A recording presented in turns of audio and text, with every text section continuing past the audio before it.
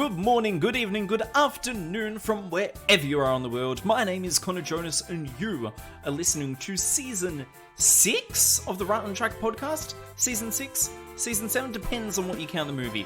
It's episode 43 and we've just finished reviewing Thomas and the Magic Railroad. When I say we, I'm referring to not just myself and my multiple personalities. I'm referring to the beautiful bearded beast that is Tom Denham. Hello, how's it going? It's going good, mate. And the pedantic, goatee, book-loving man that is our in-house film critic, Tom Parry. Yes, hello Connor. It's all true apart from the book-loving part. I hate books. Really? Oh, we're not talking anymore. Wow. And for the start of a new season, a start of new era of the show, we have got a good friend of ours, guest host Lachlan. Hello there, Lachlan. Hey, how's it going? Yeah, it's going good. It's going good. Going really well. Yeah, it's good to hear. Good day today? Yeah, it's been quite sunny here. Yeah, sunny, good weather. That's what I like to hear. So, before we get into the nitty-gritty of it all, Lachlan, what is your journey by rail for Thomas? Like, when did you first get into the show? My very first memory of Thomas the Tank Engine was I'd go to my nan and Popper's place in Bendigo. That's where I lived at the time. He'd record it on VHS for me, and he'd go to like the showgrounds and buy copies of, because I think at that time VHS tapes were being phased out in stores, so they weren't very accessible. But aside from that, the very first episode I remember watching was Thomas Terrence in the Snow. My older brother had a I can't remember what kind of toy it was, but it's like a great big Thomas toy, and he has the driver sticking out the top of it, and you push the driver down and Thomas just moves forward. It's got like the big round wheels on it, like round as in like a ball or something. One of the interesting things as a fan, Lachlan, is that you're a Rail fan before a Thomas fan. How was it that you came into the love of Thomas, I guess, later on, as you're already, I guess, very well cultured within the world of steam trains and trains? I have a friend, his name is Simon, and he, just one day I met up with his nephew. I probably won't say his real name. The Old Guards van. We're probably all familiar with him. We are. We know that cheeky fella. Yep. Yes. We did school production together, and that's how I learned that.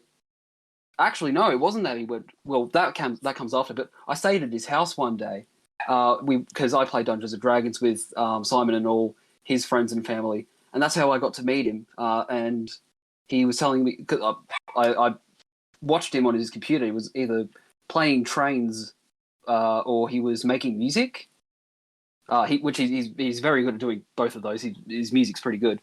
Then we did the school production together, and that's how I found out more about him, and his love for Thomas, and that started to get me back into it just a little bit. Then, however, I went on a little trip to Melbourne to a steam rail event back in 2020.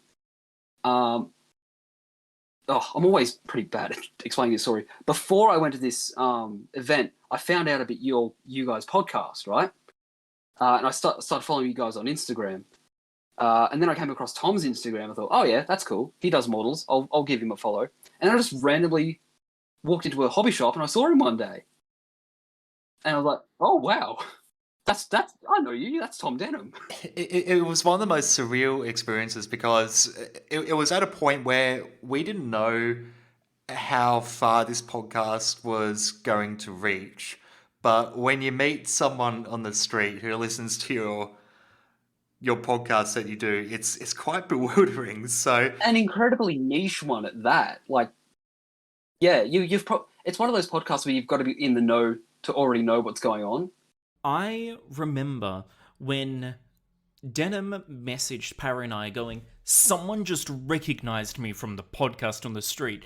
That for me was very much a moment of, whilst Parry and I weren't the ones there being recognized, it was still like a magical experience for me. Yeah. I mean, I could definitely sense that from Tom as well. Tom was real jittery and excited, dude. Like this is just like some random dude, but even I was starstruck, and I didn't even really know you guys that well.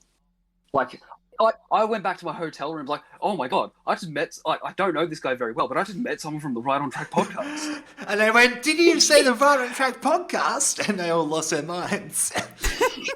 It was a nice little humble pat on the back experience. Oh yeah, yeah. Oh, that was good fun, good times. But then from there, I went back home and I told the old guardsman about it, and he was like, "Oh, I talk to him like all the time." And then, I was added to our big old Discord server, the Aussie Discord server, and then I got to know you guys a bit better, and that's how I've ended up here. And that's how I suppose my love for Thomas and steam engines and all things like that have expanded, like gotten bigger. That's through not to be typical or anything, but like through friendship and things like that. Typical Thomas fashion. I suppose the moral of the story here is that stalking pays off, children. And okay. If you want to meet your heroes, listen to the Right on Track podcast. Absolutely. And so you can say, Lachlan, that your entire love of Thomas the Tank Engine, at least to the modern day, is 110% connected to only the podcast, right? Right? Yes, Connor. Whatever you say, Connor. Now, like you do models and stuff as well, don't you? Oh yeah. I've been collecting and playing with and messing around with model trains for just like most hobbies, you start off with a hobby and you grow out of it and you go back into it. And I suppose that's been a thing with model trains my whole life, maybe. I got my first model train when I was like 7 or 8, and I think I got another one for Christmas that year. And then I just kind of didn't touch them. And then I think I got my first Hornby Flying Scotsman when I turned 13, and then I kind of put it down. That was the later years of primary school, and then I went to high school, and then it was about when I turned 17 or 18, I kind of picked up the Flying Scotsman again, started pulling it apart, messing about with it, and then I wanted to look more into it, like see how it works, and then from there I was exposed to more things, more about railways, and this is probably where my knowledge for prototypical things really took off, because I wanted to find out more about the real life things and historical events and whatnot. And then, I've started buying more, and I haven't looked back since. Are there any particular people, I guess, because you've got a little bit of British flair, but I think you have quite a versed approach in an Australian model railroading. I said model railroading, model railways. Are there any particular figureheads in that community that you look up to when you're creating your own work? The more well-known ones, like Sam's Trains, obviously he's big into that's probably what got me more into British ones, because I mean I already had a collection to start off with of British ones. I'm like, oh well, in for a penny, in for a pound, I guess, right? Yeah, but then I can't remember where it was. I can't pinpoint exactly where it was that I started looking more inward to Victorian railways in particular. Actually, no. I think it was when I think it was that event I went to where I met you the few days before, Tom, down in Newport. Yeah. That's probably where I started looking more into Victorian railways and things. But as in terms of like people in the Victorian or just Australian model railways, I suppose Luke Towan, he's good. He does scenery and things more than just railways, like scenery. Who else is there? Someone that's relatively new in the Victorian railways scene is Will James. He's cool. Yes, yeah, he's a great guy. I've He's got one good, of he's his good. Metro pin badges. Yeah, I'm gonna look at getting some pins soon. I quite like the look of them. Aside from that, Victorian railway stuff is actually quite a small niche thing, but it's starting to get bigger, and I like that. And it's people like that. That's probably what I aim to do, is like to get model trains, more exposure. I'm not saying I want to be these people. I want to just be one of those people that gets more traction into, especially Victorian models. So, they're just more out there, I suppose, well known. It's a bit broad how I'm explaining it, I suppose. For sure, for sure. And finally, before we get into the episodes, what do you reckon, because you've kind of come on this full circle journey, what do you reckon continues to nurture your appreciation for Thomas? It's definitely the friends I've made. Absolutely, it's the friends I've made. I think it was I was going through some stuff at the time when I had that trip down to Melbourne. I just, would come home from work a bit sad, a bit mopey, and like, oh, just chuck on an episode of Thomas, and just watching something from my childhood and feeling that nostalgia just fills you with a bit of happiness, a bit. And I suppose by proxy from that, like, I'd start to notice things as an adult, like, oh, that's cool. I'll go look into that a bit, and and then since joining Twitter as well, I'd find things out, and that would just spark my interest even more, and that, just brought me even more into Thomas, I suppose. Hook, line, and sinker. Yeah, that's what really got me. Well, on the topic of fishing in the sea, I believe we should start moving to what episodes we're covering today. So, Parry, what's going to be happening?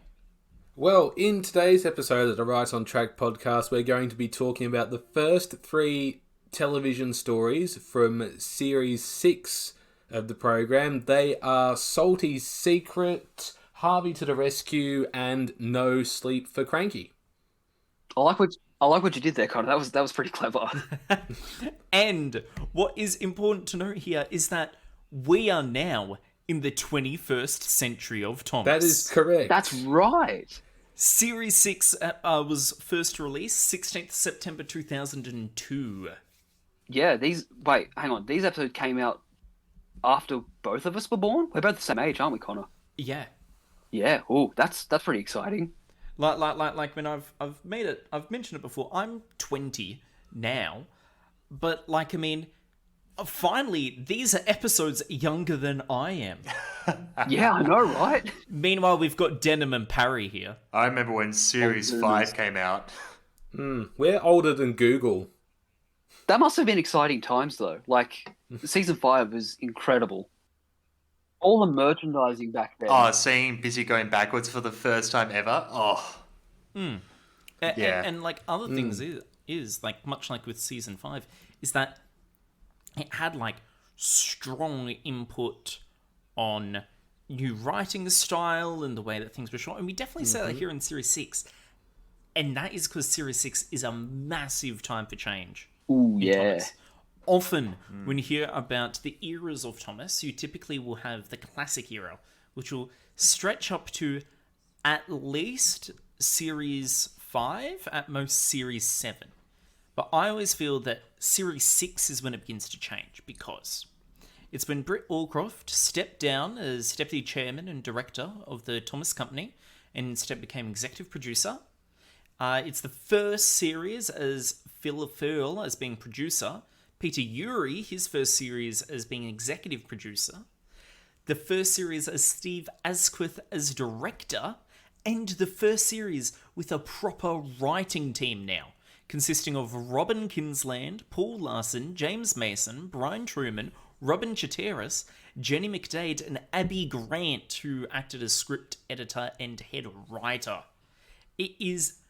I was reading up on this episode. This episode alone, the first episode we're going to look at, was a lot of firsts in terms of writing and production and things like that. Another remarkable difference about this episode is that this is the first time in 5 seasons that we've had a different approach to the title sequence as well. Exactly. Starting instead with a shot of Thomas, Annie, and Clarabelle going by a very snowy windmill scene. Oh, is that when that happened? Mm-hmm. Yes. I remember watching it, but I could never pinpoint what like particular season or anything it was. It appeared Series 6 and Series 7, and then when they started re-releasing it, something else changed. Oh. Because this is the last series to feature the red text in the title sequence that says Thomas the Tank Engine and Friends, before a little steam cloud saying Thomas and Friends. And it's a very strange time as well, because all the merchandise used that Thomas and Friends logo, but the TV show hadn't quite made that transition yet. Exactly. So, let's jump right into our first episode, Salty Secret, which was written by Robin Kinsland. And, Parry, would you mind giving us a synopsis? Yeah, so but basically this story introduces audiences to Salty the Dockyard Diesel, and the opening narration from Michael Angelis talks about how excited he is to be on the island, and that, you know, it's a good thing for him because islands are surrounded by sea, and being a Dockyard Diesel, he loves the sea more than anything. And in this little clip here, we get to find out where Salty will be working for the first time. Ahoy, mateys, salty pride of the seven seas. I'm a new diesel and I'm here to give you some help. Bill and Ben didn't think they needed any help, especially from a diesel. Welcome to Centre Island Quarry, Mavis said proudly. Salty looked all around. Everywhere he looked, he saw nothing but rocks. A quarry? He cried. There must be some mistake. I'm a dockyard diesel. You're a quarry diesel now, said Mavis, and she explained that they had to complete an important job for the Fat Controller. Salty was sad that he wouldn't be working by the sea, but he knew what it meant to be a really useful engine, and he set to work at once. Hold up. What? Yes, Hang on a second. That doesn't make sense. Yeah. Because if they're saying Bill and Ben don't need help, especially from a diesel... How long have they been working with Mavis for? Yeah, actually, on that note, Bill and Ben is working with Mavis. This is a good point, and I Yes, have a but I forgot- theory about this. Okay. Please don't tell me your theory is going to make Thomas and Madras Railroad canon. We've already established that in our past We like you, episodes. Lachlan. We like you, Lachlan. Yeah, like, He is a fan, see? My theory is that there are periods throughout the year where the China Clay Works is deemed unsafe to work because of the way that the clay moves around. So there are periods of time, I could even say years, where Bill and Ben and everybody who works at the China Clay Pits isn't at the quarry and they're repurposed elsewhere. And so, being quarry engines, they've been sent to Anova Quarry with Mavis. But this completely retcons pretty much all of the Sodor history which have been built up in the past 5 series of the show, because Bill and Ben work for the China Clay Company, the Sodor China Clay Company. It says on their sides. It does. They're not actually owned by the Fat Controller and the Northwestern Railway. And Mavis, of course, works at the Farquhar Quarry Co., which is on the other side of the island. But these engines somehow have found themselves working at Centre Island Quarry. yeah, that was something I was going to bring up. Where's that?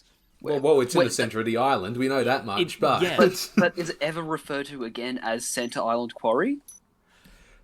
Well, if you do look into further seasons where this very quarry is used and it transcends into the CGI series, we know that it's Mavis's quarry, which is a Nova quarry at the end of Thomas's branch line. So I think it's still a Nova quarry, but I think for a period of time, maybe there's a change in management and they decide to rename the quarry for that period of time. That's a good theory. It could very much be that following, period of time, the Farquhar Quarry Company, they've decided to expand because no longer are they just working at Farquhar. In fact, we see in later seasons of the show, you get more mainline engines, big heavy ones, appearing there.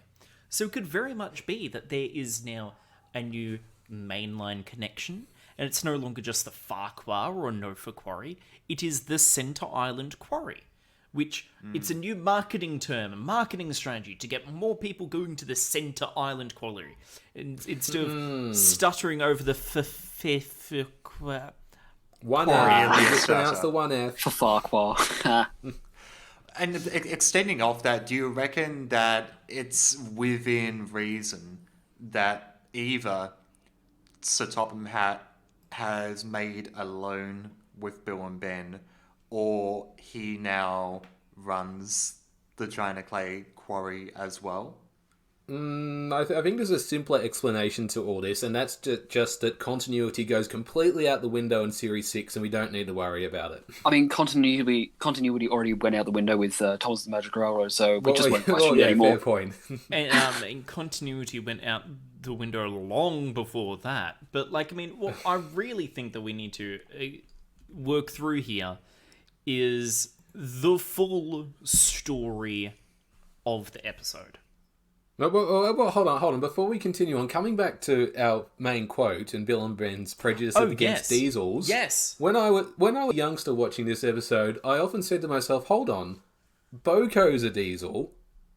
So surely they would. Why would they have prejudice against diesels when their friend Boco is a diesel and they're working with Mavis?" Well, it might be because of something to do with Boco being an authoritarian figure, maybe. They're afraid of him, so they just won't say, "Oh, we don't like working with diesels." But instead, because Salt's a newcomer, and they don't know him, they're like, "Oh, we don't like working with diesels because we don't." Is that good reasoning? I wouldn't call Boco an authoritarian figure. He's more like a paternal figure, a fatherly figure. Oh, yeah, still, like a higher figure than what Bill and Ben are. And I think maybe, okay, here's two, I guess, kind of layers into folding. I think word about diesels outside of, I guess, the comfort of the underside, or having had, I guess, known who Devious Diesel is and Class 40, they probably would have gone, "Oh, diesels from the mainland are going to ruffle our feathers the wrong way." But yeah, I think in addition to that as well, with, I guess, Mavis's kind of, I guess, extension of paternal nature, is that I wonder what their working relationship would have been like together when Mavis, Boco, Bill and Ben, and numerous other engines worked together during the events of Thomas and the Special Letter. But on the note of mainland diesels, actually, we know exactly who Salty is. So, Do we now? Salty is a BR Class 07 diesel shunter, which most notably replaced the SR USA and LBSC E2s, also known as Rosie's and Thomas's classes, at the Southampton docks. And Salty's number is D2991, which is a real engine built in 1962 and became a static generator at the Eastleigh Railway Works and is still working there today. Oh, that's interesting. But essentially, Salty very much did come from the mainland, if this is to believe. It would also explain why he speaks with, like, the West Country. piratey sort of voice. It's because he is actually a dockyard diesel. Yes. Yarr. Yet, for some reason, dockyard, like, I understand engines, they can be multifaceted in what they do. I'd assume a dockyard diesel, as he is literally stated to be in the first sentence of his introduction, would, maybe have some special air filters to help, deal with the salt sea air and whatnot. Yet they put him in a dusty quarry? Well, they've got to test him. They've got to see how well he does at his job before he can go on and be the station pilot at Brendan. I don't see a railway board here watching him. Well, they don't need to. They've got Mavis and Bill and Ben. They can vouch for him, probably. Yeah, Mavis is the watchful eye. I would trust her. Okay. Mavis is the good one. Bill and Ben are bad. So, Salty arrives. Bill and Ben don't like him. Mavis is just like, you'll do good work. And then Salty starts moving around the trucks. Now, we all know trucks are troublesome. We all know that freight cars are frightsome. But Never trust trucks. for some reason, Salty is able to handle them with ease, often singing a little ditty along, good old pirate sea shanties, and somehow he's able to keep good, consistent control of the cars. And yet Bill and Ben can't. And And they get a bit jealous they of that. get jealous. He shares his secret with them, saying, I like working with a musical rhythm, and the trucks do too. And they still can't get it done. And Salty gets the work done. He feels sad about not being at the sea. So Topham Hat comes, goes, you've done a great job, all of you. I'm going to send you to a new place now, Salty. Salty goes, what quarry? He goes, the quarry. I'm sending you to Brendam Docks. And Salty's very happy and now works at the docks. Da-da-da-da-da-da. Yeah. Bomb. Like, I know that I explained it quite quickly there, and if you were to go by play, this episode hasn't got much. No, it doesn't. It more or less that's the story. It's like Salty works in the quarry, he misses the sea, he tells Bill and Ben how to get the work done, and they don't get the work done, and then he's told he's going to work at the docks. However, How riveting. at the same time, I would say that this episode hasn't got much, like, unneeded filling. Like, you could certainly cut parts out, but it just flows well. It does, honestly. I mean, the pacing becomes an issue in later stories in Series 6 and Series 7, but here it's nothing but smooth. It reminds me, in a small way, of the episode with Sir Handel and George, where it was a very small story, but they were able to stretch it out in such a way that it was, really good. And I think, as well, the larger thing that is to be taken into consideration is that this is the season opener. It also is probably being the first episode for maybe some newer, younger audiences as well. So I think in nature, it kind of has to maintain that simplicity, but with enough, I guess, edge to it that it's interesting as well. Absolutely. And it should also be noted, we forgot this fact, this is the first premiere of a series not to be centered on or include Thomas in the story. Yeah, you can see him moving in the background at the docks, but that's it. Yep. Does he even get a speaking role? I don't think No Thomas does. speaking role whatsoever. And in fact, hang on, Salty, Mavis, Bill, Ben, they have all been considered very much side characters. Apart from maybe stories that purely focus on them, such as Heroes or Mavis, this is a story purely comprised of side characters taking place at more or less one location. And it's still really good. That it is. Like, This might be the point where they decided, oh, we have all these other characters we can write for. Let's play around with that. And that's something I think which they sadly didn't do enough in the later seasons of the television series. So we're talking like season 13 onwards, is that they had all of this huge list of expanded characters to draw upon and do stories on, and yet they insisted on introducing all new characters and having stories about them. You've got this huge pool of great characters written by the Reverend Audrey and his son Christopher, and you don't take advantage of that. I mean, I think it's strange, quite frankly. well, on the note of the great pool of characters, I would say Salty as a character. Well, he is, feels- that's true. I yeah, mean, he's great, yes. but he also feels very Railway series to me. Oh, he would work so well in the Railway series. I can definitely feel that David Bennon had some kind of say in Salty's character because he's very reflective of, I guess, David Bennon's persona as well. Like, he has a kind of jaunty, I guess, approach about him, and he's quite jovial and peppery. And, like, I mean, Salty, like, I know when I'm doing work, I sing to myself. he sings and tells stories to himself. At the start, he tells stories about how he once heaved a ship until it reached the tide. And then when he's singing a parody of Dead Man's Chest from the 1882 book Treasure Island by Robert Louis Stevenson. Oh, is that what it is? It's a parody of it. I thought... Oh, okay. I thought it was based on a real sea shanty. No. You get Dead Man's Chest, 1882, Treasure Island by Robert Louis Stevenson. And then you just change it to be more kid-friendly. So instead of going, 15 men on a dead man's chest, yo-ho-ho, and a bucket of prawns. It's yo-ho-ho, and a bucket of prawns, tiller spins and the captain yawns. They just switch what way the lines go, then play with the words. It amazes me they didn't introduce that as like a promotional single or something for the upcoming series. Like, honestly, I want there to be like a full list of different songs and shanties from Salty. But it's amazing. And I like telling stories. I can relate to Salty a lot. That's why I'm the guy in charge of all the weird bits of trivia. Yes. I can vouch for that. Connor loves telling stories, and they're always great stories.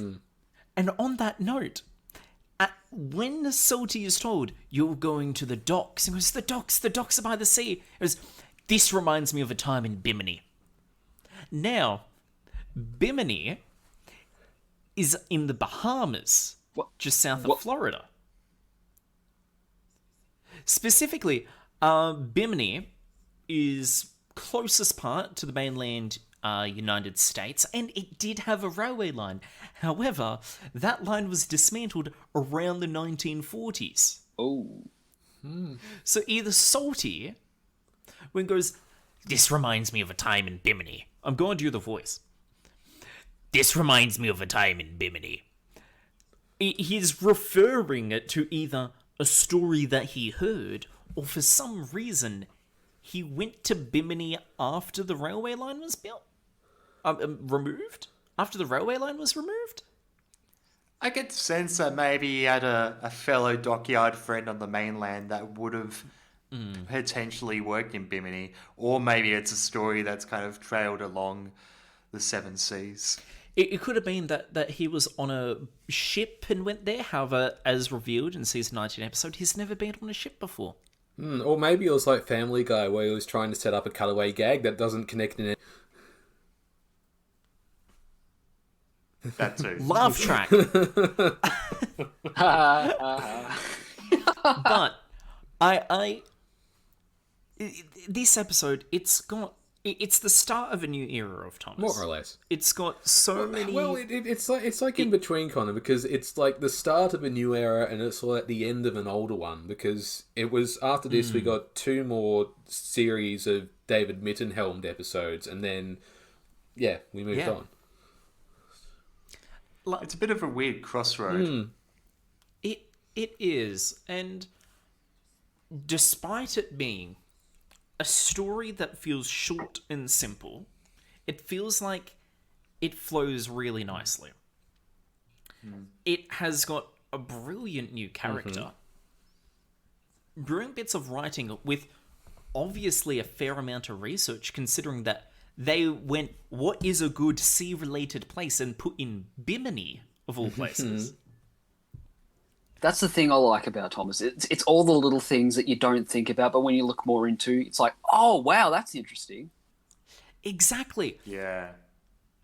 I really like this episode.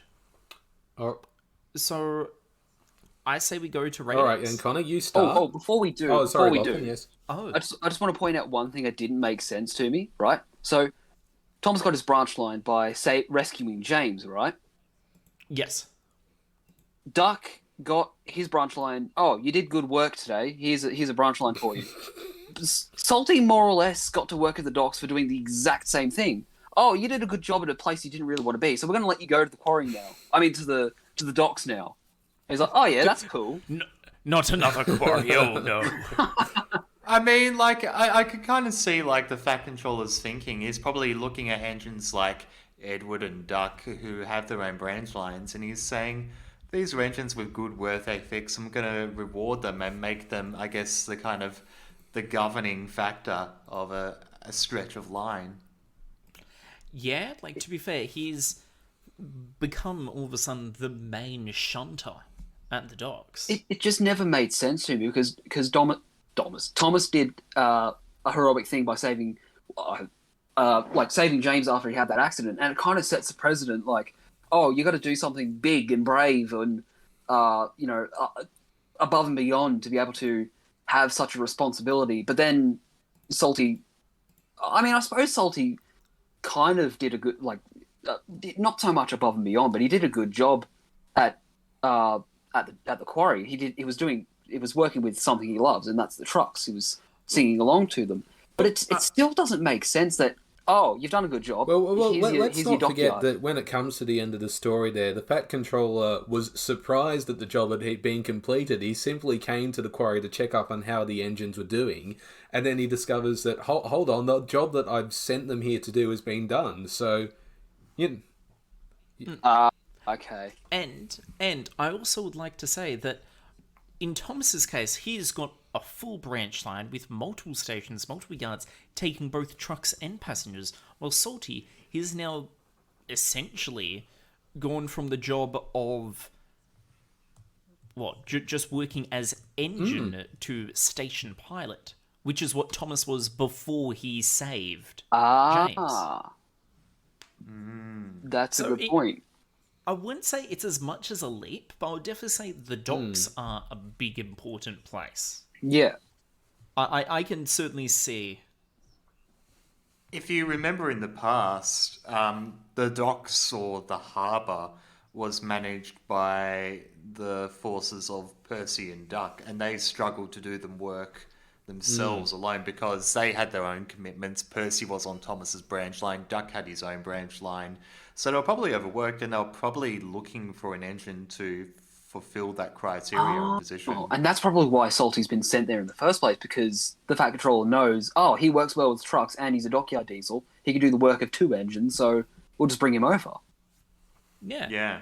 And hey, why not as a trial run, instead of it being a railway board, that it's like a thing of, we need him, we're going to test him. It's, listen, just so he gets familiar with the island and working with trucks, let's put him in this not so intensely controlled area, so which is the quarry, Just which starting isn't as off. high stakes as the docks, but you can still test him there. Right. But that's actually a really good. I'm gonna note that down. Hang on. Right, you are. The other thing I think we have to acknowledge at this point as well, I think beyond this episode and this season, I think Salty becomes quite a prolific character within the Thomas brand. I went through a list of seasons that he returns in. He returns in just about every single season right up till the end of the CGI season, I think, besides one season. Yeah, correct. I think. He's a staple character. He fits incredibly well into the show. absolutely. And he I does. think, like, as we eventually find out in later episodes, like, he becomes a part of the crew with Cranky, and much later on Porter, Carly, and Big Mickey. It's nice that there's the beginning roots of a little family here. I love that. Yeah.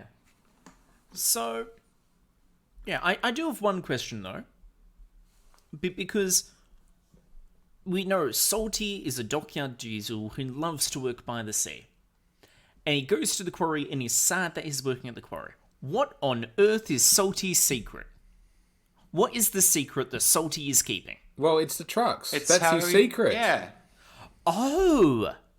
Is that the secret? Yes, that's the secret. Did you not pay attention during the story, Connor?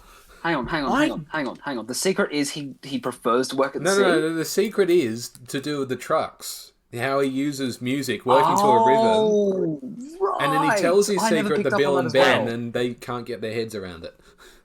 I always thought his secret was that, he was too shy to speak up and go, I don't like working here. I thought that was his secret. I quote the end of the episode, and only the trucks know his secret. Right. There you go. I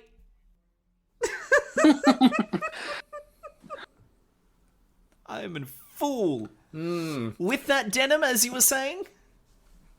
And with that, what are our ratings for this episode? Connor, start us off. Goodness sake. Okay. The story flows well. Title's confusing, but I think that's just due to my own issues. It is a really sweet episode with lots of good details. Story flows well.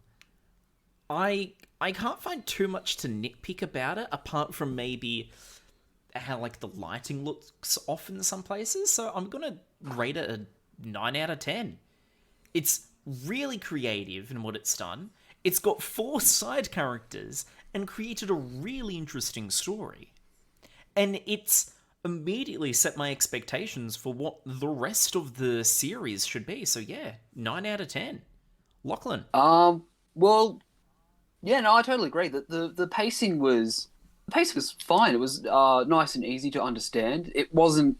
There was no underlying subplot or anything. There was no mess, no fuss. It was just Salty likes working by the sea. We're putting him in the quarry. He likes.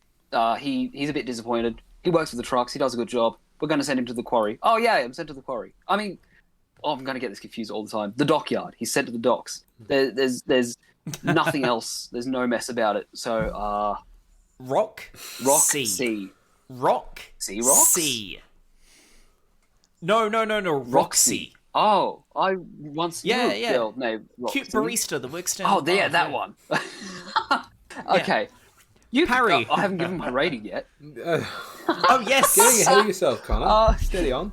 8.5. I'll give it an 8.5 out of 10.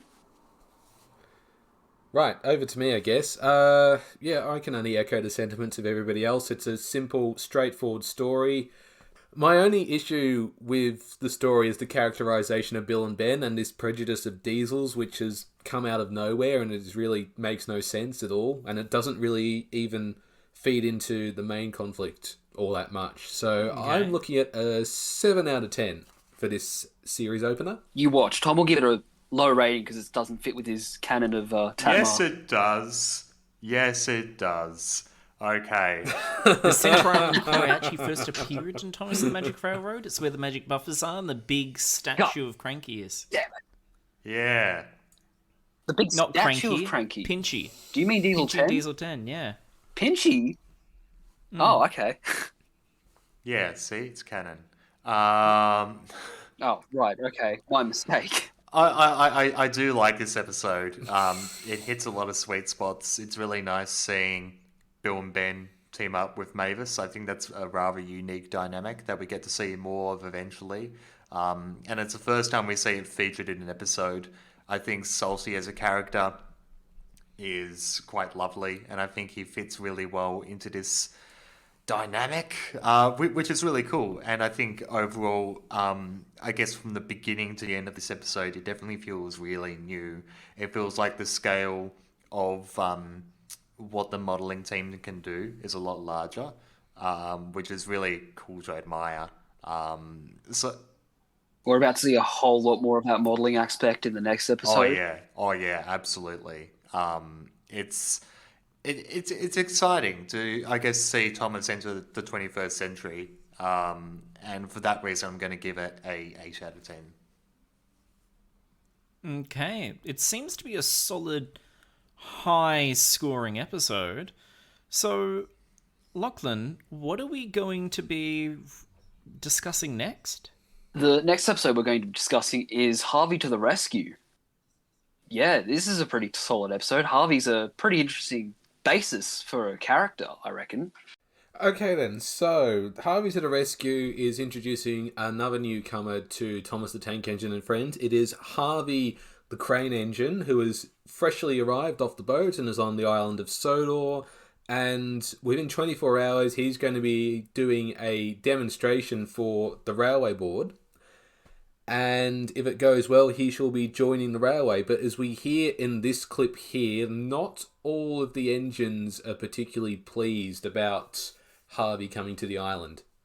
That evening, Thomas had just returned from a hard day's work. He saw Harvey parked near the sheds. Harvey could hear the other engines talking about him. This made him sad. "Harvey's different," said Henry. "He doesn't even look like an engine," said Edward. "Surely the Fat Controller won't let him pull coaches," sniffed Gordon. "He's just Cranky on wheels," said James. "He's not taking my mail," said Percy. Thomas felt sorry for Harvey. "Don't worry. Sometimes it takes time to make new friends." But Harvey wasn't sure he wanted to stay where no one wanted him. I don't like that clip.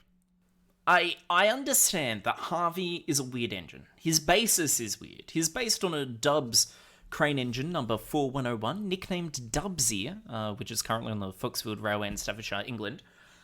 But for some reason, in this one clip here,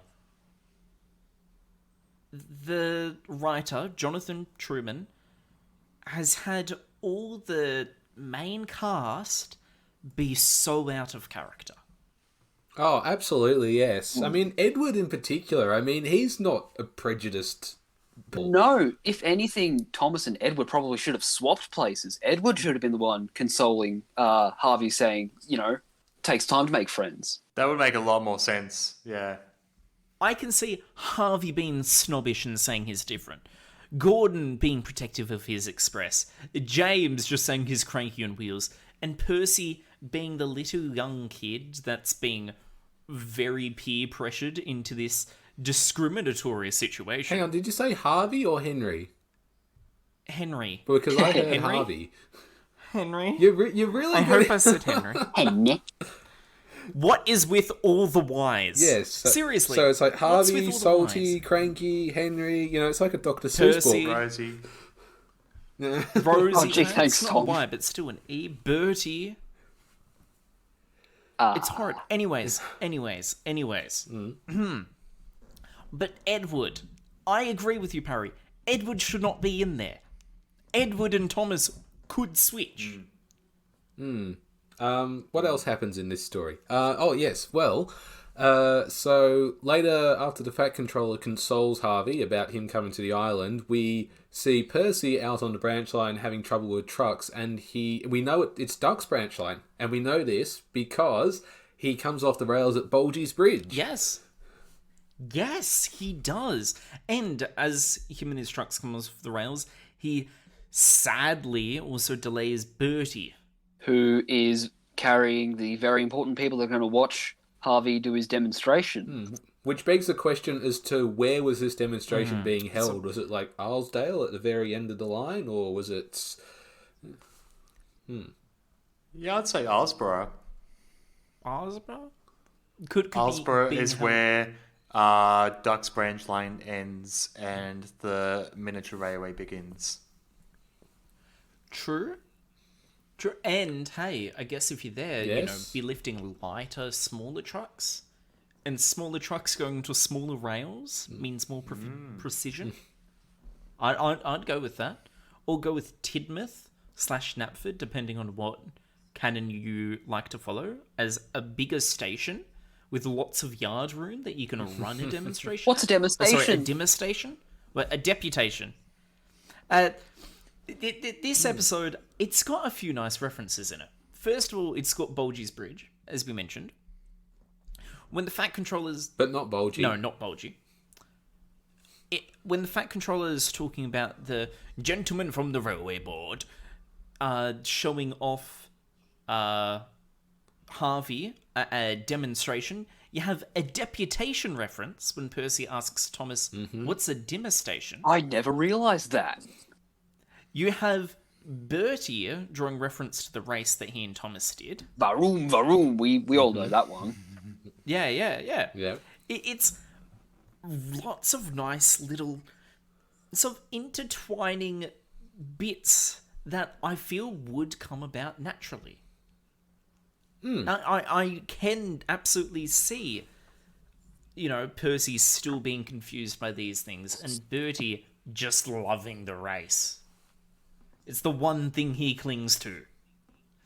It's his claim to fame. and he lost it, but it put him in the book. Remember that time I raced Thomas and I lost? Oh, yeah. But anyways, of course, by pure chance, Bertie's got the gentleman from the railway board, and Harvey's sent to help, who then delivers a wonderful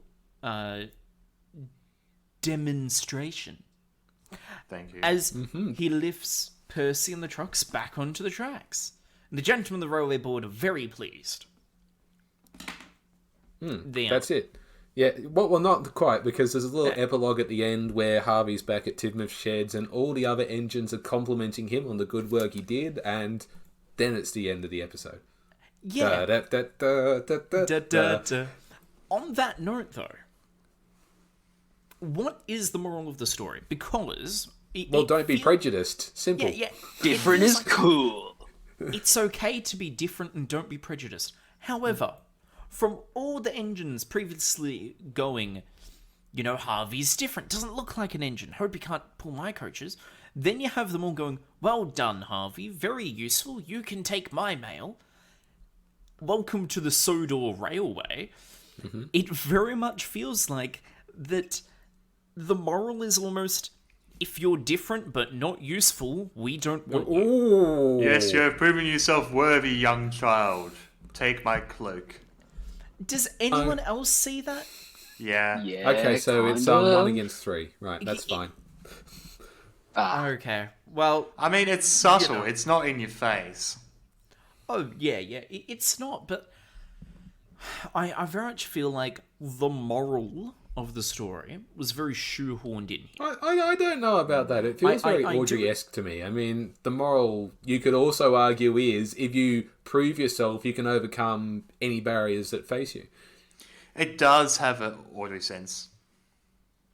I don't know. It just, especially with all the characters going, you're horrible and weird and we don't like you, to he does one thing for Percy, and they're like, oh, you're wonderful, you're amazing. It's almost like they were expecting him to not succeed at the demonstration. Well, that's bizarre, because they've paid all this money to bring him here. They've had him shipped in, Cranky unload him onto the docks. Why would he just be there to do one demonstration and then go home again? I mean, the Fat Controller must have had some sense that he belonged on the railway and that he'd stick around. I believe with the Fat Controller, sure. Sir Topham, he may wholeheartedly believe in Harvey. Wholeheartedly. But, Who are you, Tom Denham? but as soon as the Calling me fat? What? Boys, calm down. As soon as the engines find out that Harvey's staying, oh, we better be nice to him. Very useful, Harvey. Oh, I see what you mean now, yeah. It very much feels like that just now that he's staying, They they're being all nice. change their opinion on a whim. Exactly. It doesn't feel like there's been a progression. If they weren't so blatant in their hatred or disgust of him before. I use disgust there specifically because Edward goes, he doesn't even look like an engine, which is so out of character for Edward. He was having a sick day. He's the one of the oldest characters, so his dementia's starting to set in a bit. Oh no. Or either that, or he needs his glasses. Yeah. I would feel that the transition from dislike to like would be a lot neater. Yeah. It just feels off to me there. But I do have a few little bits of trivia here, specifically about Harvey's character design, because Lachlan Denham, you were talking about the modelling aspect in this episode. And Harvey itself, as a character, is very unique, because he's got what looks to be a functioning crane put on him. When, like, Cranky is a functioning crane, sure, but as a model, this is a mobile functioning crane, and they have a close-up of the chains moving through his arm. It's amazing, but That wasn't done with like magic tricks and off-screen things, was it? That was that like the actual servos and everything in his crane. I'm fairly sure that there were, because we see his crane arm moving left and right, It's very technical. and it Yeah. is all very, very technical. It's brilliantly well done model and character design. He's in this nice maroon and gold livery with number 27, which is because he's the 27th Standard Gorge character introduced to the television series. Standard Gorge. What? You said Gorge. What does gorge mean, Connor? Gorge? Like shortened for gorgeous? Yes. It means that I don't know how to pronounce certain words, and I always used to pronounce gauge gorge, Oh. because the AU sound should make an OR sound linguistically, yet because English is a made-up language with 5 different languages stacked on top of each other, gorge is not the correct pronunciation, and gauge is instead the correct Whereas pronunciation. when you gorge, don't know that's why. when I'm going to gorge on my pie. I hate it. I hate it. Okay, it comes from Old French garger, and it comes from Old Northern French. This is a jarre. podcast about talking trains, not the English language. I will go into This linguistics. is a Wendy's. Just it should be gorge, but instead it's gauge, and I hate it. But his number 27, because the 27th Standard Gauge engine introduced in the television series, and he's got quite a unique face. He's got a big chin got like like a very- Scaleno. Big chin. And the reason why is because his face is inspired by the comic book character Desperate Dan, who's been around since the 1930s. I He's don't got- know who that is, but I totally get where you're coming from. Because like comic book characters usually have a like very large facial features, and especially a chin. Oh, absolutely. Desperate Dan is, a Wild West character, but his chin is his most prominent feature. And as here with Harvey, it is the most prominent feature.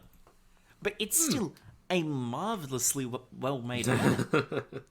That chin holds many secrets. Slaps chin. You could fit so many beans in this chin.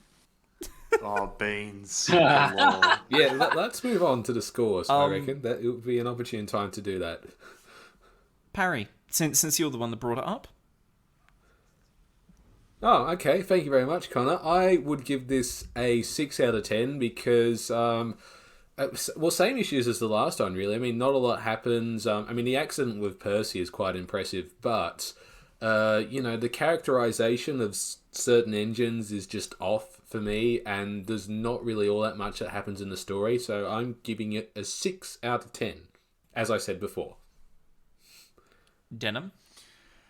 Yeah, it's an interesting one because I think as we spoke towards, from a live action technical angle, it's a really impressive episode. It really shows how far that David Midden and the team have come with their model making and operating skills. But it's interesting with this new writer's room approach on the stories. I feel like they haven't quite nailed the characters to their T, which I think is the second time we've seen this in the season already.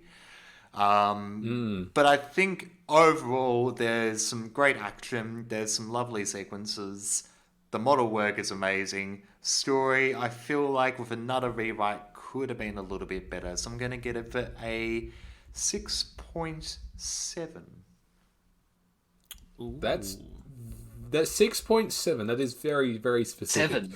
That's very specific. So, I'm going to be a bit harsh on this one because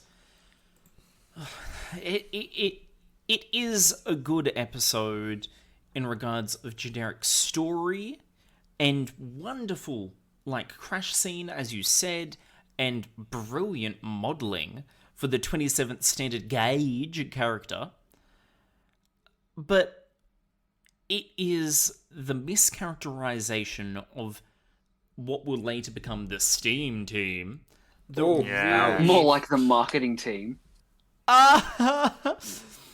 That really annoys me. It's got a bit too much of a mixed message. I always felt it was a mixed message. It has got some weird choppy writing, and yeah, I agree, Denim. It could probably use another rewrite. So for that, I'm going to give it a 5.5 out of 10. Okay, then that just leaves Lachlan to offer his thoughts and his score. Well, it's very much I think it's very much paced exactly like Salty Secret. It's very to the point. Like, here's Harvey, he's a crane engine. All the engines are like, you're different, we don't like you. And then he kind of proves them wrong. And they're like, all accepting of it. I do agree with you, Connor, though, that it is a bit shoehorned. It's a bit forced. But in terms of the modelling, I'm very impressed by the model of Harvey. Because traditionally with models, you got to fit the motor so that they work. You got to fit the smoke generator. You got to fit the eye mechanism. But then they go a little bit beyond that and fit a crane mechanism in it. And I've always been fascinated by that model. I've been fascinated by the Dubs crane ever since I discovered what the prototype was. But aside from that, I'd probably give this episode a 7.5, I reckon. Purely because mischaracterization. If they kept true to that, my score would probably be a bit higher. He's reaching the higher shelf, boys. He's going to need your legs soon, Denim, to reach those high shelves. Oh, wow. That's high for normal people. It's wow. If any of you guys have ever met Denim, he sees above clouds. Yeah, he's tall. He's mega. I'm immense. He's the second tallest structure in Melbourne, behind the Eureka Tower. And he doesn't even live there anymore. Yeah. You can see me on the horizon. Hi, Tom. Hi, in Melbourne, everyone. and he doesn't live there. That's how tall he is. Yeah. That's how immense he is. I don't know anymore. I just... Yeah, but before we move on to our musical interlude, there is one thing that confuses me about the title of this story. It says it's Harvey to the rescue, but I don't know who he's rescuing. It's just... it's so confusing. I just don't know who he's supposed to be rescuing. Like, Parry. Yeah, yes. Parry. Yes. We're going to very quickly move on to the musical interlude here before you continue that bit. So, this week's musical interlude, you may remember a little while ago we were talking about the Sodor Symphony, Thomas reorchestrated project by Upside Now, and I'm happy to announce that has been completed. It is amazing and fantastic, and right now we are going to listen to the Island of Sodor Overture from the Thomas reorchestrated Sodor Symphony by Upside Now, also known as Nathan Tymire. You're listening to Right on Track Podcast.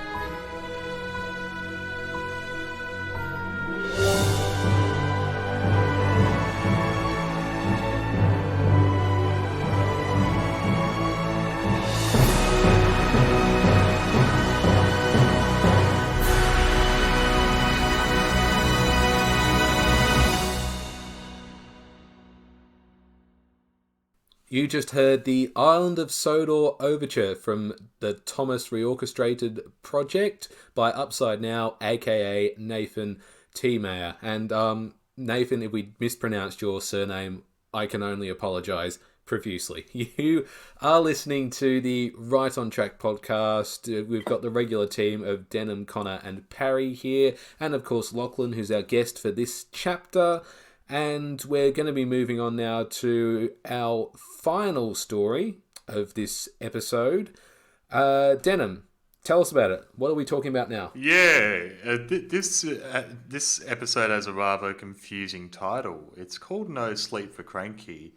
I have no idea what could happen in this story. Oh, no. In all seriousness, this is No Sleep for Cranky.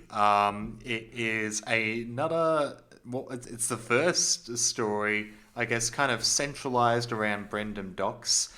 And in the clip that we hear, Salty the Dockyard Diesel is having a bit of a yakka with Cranky the Crane. Where have you been? Snapped Cranky. And a good day to you too, Captain. Bill and Ben arrived for work, full of mischief. Hurry up, barked Cranky. I haven't got all day. You're no fun, grumbled Bill. You wouldn't be fun if you were stuck up here, snapped Cranky. So that's why you're cranky, said Bill. You're lonely, said Ben. I'm not, Cranky cranked. So it's company you be needin', said Salty. Reminds me of a lonely old Grand Banks lighthouse keeper. Not another one of your stories, cried Cranky. Oh, please, Salty, they chimed. We haven't heard it. 'Twas in the middle of a wee naughty storm, Salty began, the likes of which you see once in a lifetime. This made Cranky very cranky, so cranky that he swung his arm around and dropped the pipes onto the tracks instead of the trucks. Whoops, said Cranky meekly. You've blown the main now, matey, said Salty. The engines were trapped. You're going to get into trouble, sang Bill and Ben. This is actually the second accident involving Cranky in a shed, with the first accident occurring with a shed knocking over Cranky in the episode Cranky Bugs, and now Cranky's knocking over a shed in No Sleep for Cranky. He's out for revenge. I'm glad that you address this, Connor, because the shed, as we don't see a face, it is sentient, and I think the shed and Cranky do have a bit of a push me, pull you relationship, and I think Cranky saw it out that he wanted to get rid of the shed once and for all, and that he did, because from here on, you never see the shed ever again. You're right in that we never see the shed ever again in that position, and I do like that continuity. The rest of it, I'll let slide for now. So, No Sleep for Cranky is by Paul Larson, and what happens is it is the third episode here in the sixth series, and once again, as with the start of the previous two episodes, we get an explanation of the docks. Seriously. Oh, well, but better than that, though, there's this great shot in the opening which shows an unseen engine making its way along the line there, and I think we see every single one of the principal characters in that same one shot. Yes, and that shot's later used at the intro to Down by the Docks. It is a wonderful little shot there. And this third episode very much acts as the end of the arc, because in this episode, we not only get the dockside, which has appeared in all three episodes so far at the start, and then Cranky saw filling in the dockside role. You not only get Salty and Bill and Ben, who are in the first episode, you also get Harvey, who was in the second episode. So you get all the previous two episodes merging into one here for a great, beautiful piece of No Sleep for Cranky. It's almost like we're looking at the stories to an Audrey book, really. Yeah. Yes. I really like the framing of that kind of trilogy that they did so commonly in the classic series. But the main hitch of this story is that Cranky doesn't get a rest. The docks are just always busy, and because he can barely sleep, he's always cranky. Yeah, that's where his name comes from. This is the explanation why. Laugh at the funny joke. I thought it was because he made cranky noises whenever he, unloaded something. Oh, that's just rude. Oh, that's later addressed in season 21. Creaky cranky. Which, we haven't gotten up to yet. So, yeah. How many more years before you reach that? I'll be older, fatter, and greyer then. I don't want to know. I'll be older, thinner, and I don't know, redhead. I don't know what happened. My hair goes neon green. Actually, glows in the dark. I'll just be old. But essentially, Cranky knocks down Shed, and then he's stuck there all night with Bill, Ben, and Salty talking, and then Harvey comes rescues them. Again, it's a very slow and simple episode. It is. There's some little nuances in the story that I do love. Like, you can tell that the modelling team have a very keen attention to detail. So the shed is knocked over. The Fat Controller then comes to the scene and scolds Cranky and then tells the engines, you have to stay here tonight until Harvey can clear up this mess in the morning. But one of the things I love in this sequence is that the Fat Controller has to use a megaphone to speak to Cranky because he's so high in the sky. Tug's reference. Yeah. I'm calling it. Yeah, true. Yeah. It is brilliant. But what I really like about this episode, apart from numerous little nitbits about it, is the character development, not just of Cranky, who after, being freed is so happy, he's polite and respectful for like a few hours, and then he was cranky again. But Bill and Ben. They've earned the respect of Salty. No, Salty's earned their respect. Yes, so... I think you mean to say. Yeah, Vice the versa. English language is a fickle thing. Yes. It It is. yeah. It's made up, like all languages, don't you know, Parry? Says Connor, referencing an off-air discussion we were having. Standard thought. I'm never going to live that down. Never. Never. Anyways, because in Salty's Secret, Bill and Ben talk about how his stories will bore us. And then here, when Salty's like, I'll tell you guys a story, Bill and Ben are so happy because they haven't heard that story before. And I just love that sweet little change that somewhere off screen, over the past few days or weeks or however long it's been, Bill and Ben have grown to love Salty's stories. I think it's more them being cheeky. They know Salty's stories go on and on and on, and they know they're going to annoy Cranky as well. So they say, "Tell us a story, Salty," as a way of being cheeky. Oh, I like that idea as well. Yeah, it seems very cunning of Bill and Ben to do that. One thing we haven't mentioned as well, coming back to our discussion about Cranky Bugs, this story uses B-roll footage from Cranky Bugs of the steamer crashing into docks, if we all remember. It also uses Thomas going underneath Cranky as well with the flatbeds. Yes, from Cranky Bugs. It uses a fair few bits from Series 5 for the docks and Cranky. Which is okay. It's not as egregious as it is in Series 7, as we'll get to when we get to it.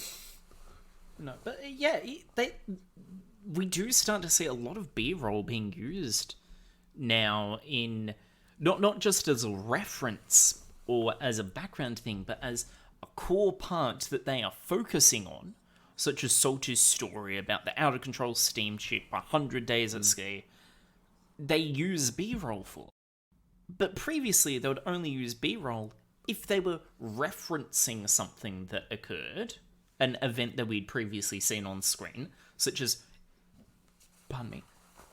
James's accident with the trucks, or if it was just something happening in the background, or they just generally spoke about life on the railway. It was typically a transition scene or a flashback scene, as you say, but I think in Series 6 we see it being integrated a lot more into the episodes. And I think, I'm going to say it, I know this is really contentious, but Series 6 has the best B-roll footage of any season of Thomas and Friends.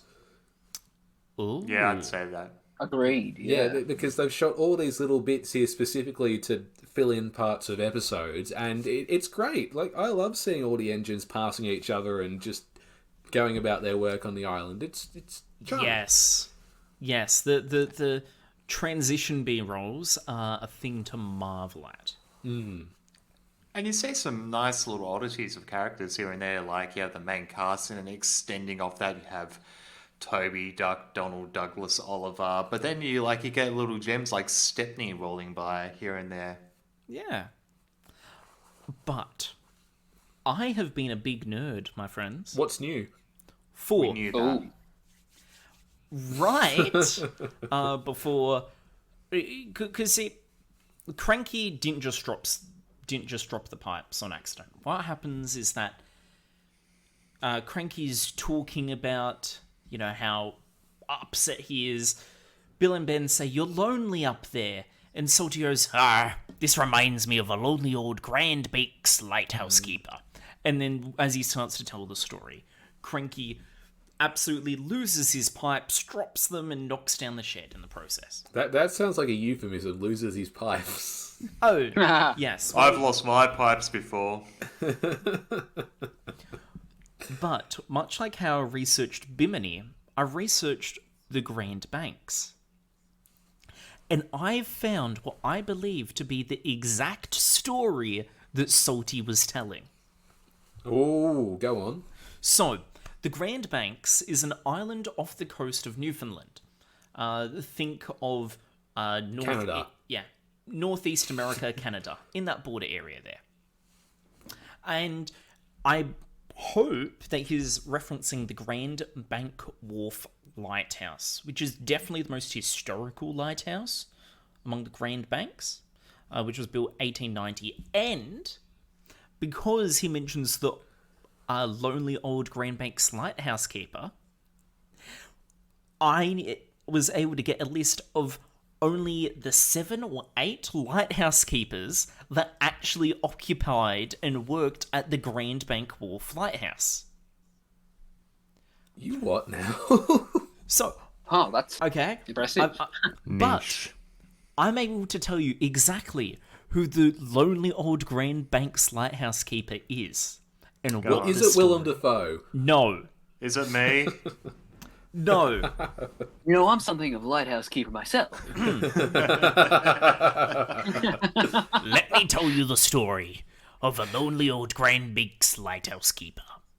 Back in 1923, lighthouse keeper John Thibault was working at the lighthouse when a salt ship ran aground and bumped and crashed into the lighthouse. A bit of unexpected company, one might say. Now, this salt ship sunk, and it didn't really crash into the ship and the salt ship sunk, and it didn't really crash into the lighthouse.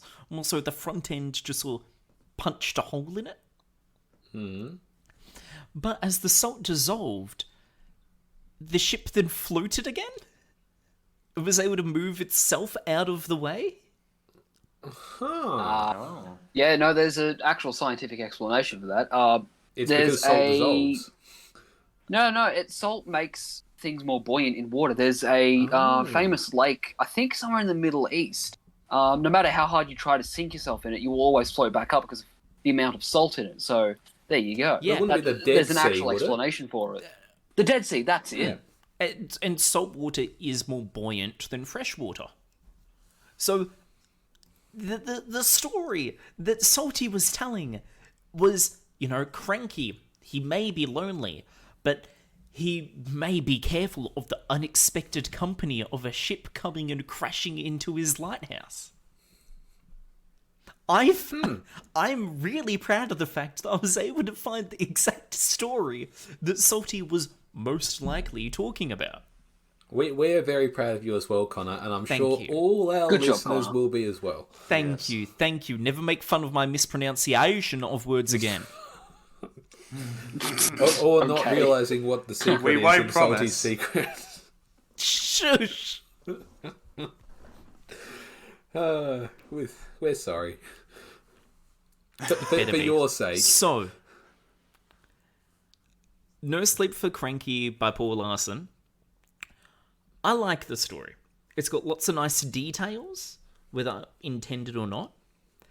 It has got a fair amount of comedy, but it is a simple, kind story, and it nicely ties a bow on the two brand new characters that we've met so far, of Harvey and Salty. Well, Harvey hasn't got much of a role. He's still quite important to the plot. Real quick, this might go off on a tangent as well, but when Cranky makes the canopy thing collapse and the three engines are stuck there the night, couldn't they just go the other way? No, they can't. The yard would have been quite cluttered with various bits of rolling stock, trapping them in there potentially. I'm thinking, and this, I know that Series 6 does away with continuity, but I think this is the one instance in where it does adhere to it, because were they to go the other way, they would have just ended up at the China Clay pits. Oh, Good okay. Right. Because remember, Brendan Oh. Docks, you go north, and that becomes Edward's branch line, but if you head south, you follow along, and eventually you end up at, the mines.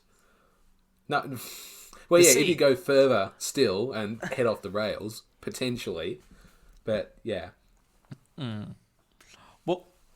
What I also think it is much like how in Series 5, Cranky was positioned in a siding area. Because he's a temporary crane. That's how he moved around in Thomas and the Magic Railroad. Yes, technically, yes. I very much just like to think that area is a siding. Just inside the big Sodor Shipping Co. big green building, it turns into a siding area, I believe. At least for this set. So that's why I feel they just couldn't escape, but it's me rationalizing it now. Right. As a child, I wondered the same thing. I guess it's the most logical answer. Yes. So the episode, rankings. Denim, you start us off. I remember watching this episode the first time it came out, and it was the very first thing I saw beyond Thomas and the Magic Railroad. I think for some reason in my mind, I thought Thomas and the Magic Railroad was going to be the last thing that we'd ever see of the brand. And I had no conception that there would be a following series because I saw no promos or trailers or anything. It was just on one morning. Because I think they were playing episodes like from series 1 to 5 just in a random cycle prior, and then suddenly these series 6 episodes pop up out of nowhere. And the first exposure that I had of this series was that lovely train point of view camera shot where you go all the way through the docks, and I think that That was so cool. that placed such an emphasis on the difference of this series, and that it was bigger and like more bombastic, and that I like how there are certain beats in this episode as well that I guess tie into the past, like the very kind of prone knocking over of the shed. I guess is a kind of like, as we acknowledge, a little nod to Cranky's origin story, but in quite a comedic tone rather than the grandiose David Mitternesque explosion-y sequences that we get in Series 5. But as I think we've attested to, I really like how this kind of ends this chapter here and kind of ties things off really nicely. I'm going to give it, I reckon a 9. Ooh.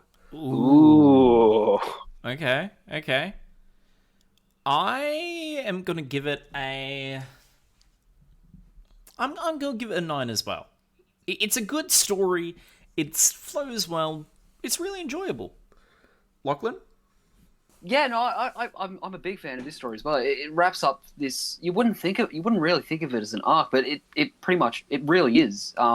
Bringing in Salty and Harvey for I suppose the final act of this trilogy. I really like the callbacks to the previous seasons. And sea shanties, things by the sea, Salty himself. They're my favourite things as well. And Cranky, I'm a huge fan of Cranky. Cranky Bugs is probably one of my favourite episodes, so that's probably why I like this episode so much. I think I might give it a 9. Okay. 3 9s. Parry. No pressure. Yeah. None at all. Harry. Okay. Oh dear.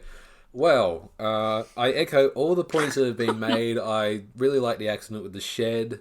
I think that's very well done. Great dialogue. Do you like Salty's story about John Thibault? Well, he only hints at it. He doesn't actually, you brought in that element, Connor. It's that. Do you like the story? Okay, you do. Do you like the story? Yes or no? Okay. Yes, I do. There. Are you happy? Okay. Yes.